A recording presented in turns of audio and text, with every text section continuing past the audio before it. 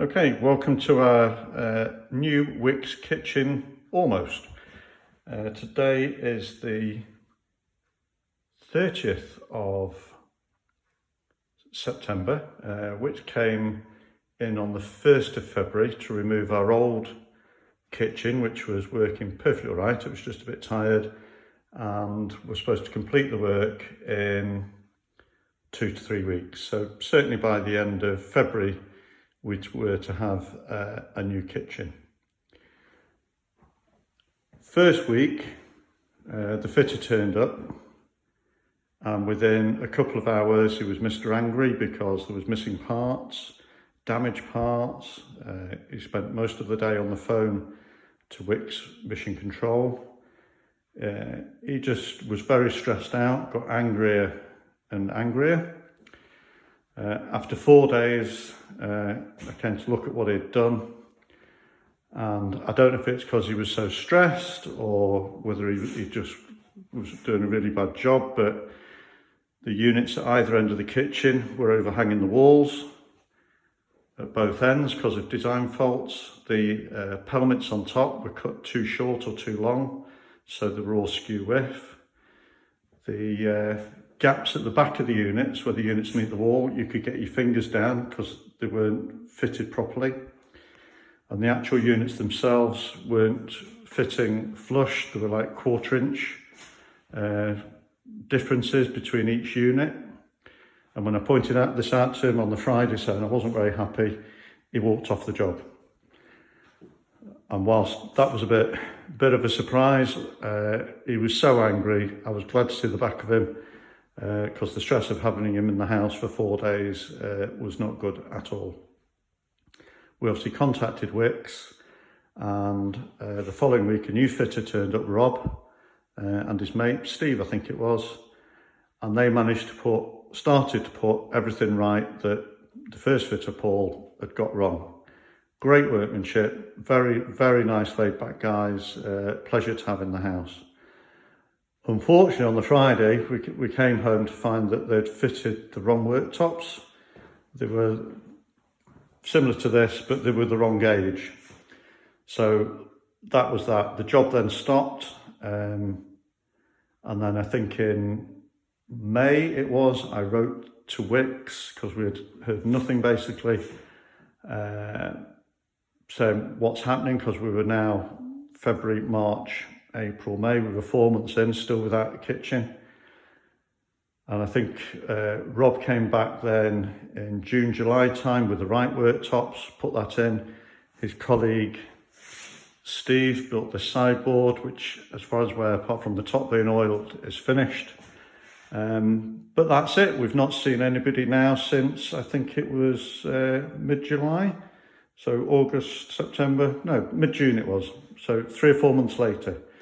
So this is our kitchen since the 1st of February. So this is how we're living. We've got a pile of bits there. The unit, I think, is complete.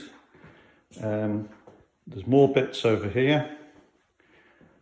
The island is more or less complete, except the top hasn't been sanded or rounded or oiled. We don't have draw pulls on this side.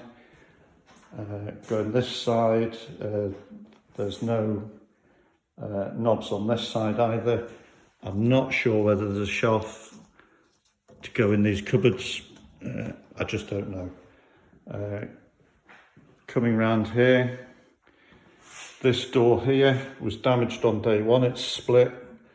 Why on earth they put it up, I don't know. These aren't attached. The cooker, all the cooker and the electrics were supposed to be wired by Wickes, but I think in June I just got fed up of living without, proper cooking facilities. So I paid for my own electrician to come in to actually get the hob and the cooker wired up, but obviously that is not yet fitted properly and is not complete. Missing a drawer front there on a pull-out. I've not yet tried to use this because I don't know if it's plumbed in properly. We don't have a sink plumbed in. There's obviously a door missing there. This door here has been drilled in correctly. So there's a hole in the back where there shouldn't be. I'm just going back to the fridge unit. I've got screws coming through the top of the unit there from the pelmet.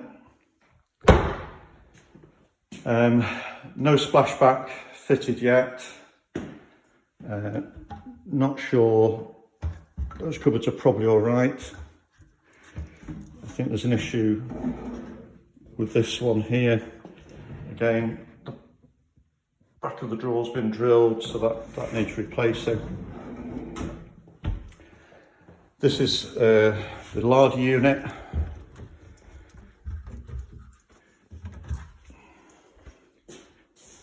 Yet to be kitted out.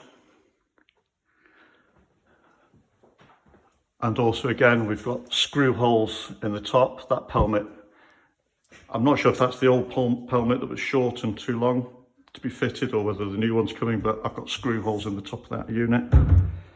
There's also a fault on this door. I'm not sure if the video will pick it up. So that door needs replacing. Another pile of bits here. Another pile of bits there. Going through to the utility. More bits there. More bits there. The sink unit almost complete. Obviously missing a door down there. The splashback's missing. I'm not sure if we're missing shelves in there. So this is our new kitchen from Wickes after 8 months. Not what we expected when we signed up. I love the kitchen when it's finished. We've had countless emails backwards and forwards. I've written to all the directors of Wickes about 6 weeks ago, sent them recorded delivery. I've not had a single response. Their customer service is shocking, absolutely dreadful. How you can leave a customer with half a kitchen for months on end just beggars belief. All I would say is, if you're going to get a Wickes kitchen, think carefully. I'd hate anyone to go through the stresses that we've had trying to get this finished. And all I can suggest is put a penalty clause in there. You know, if they're going to finish it by a date, tell them fine. For every week that it's delayed, that's 200 quid off the price. And maybe that'll motivate them. But at the moment, the emails are still bouncing backwards and forwards. Allegedly someone is coming out next week, but if I've heard that once, I've heard it 20 times. So I'm not saying I hope you've enjoyed watching the video, but I just thought I'd share our experience of buying a Wickes kitchen with you. Thank you.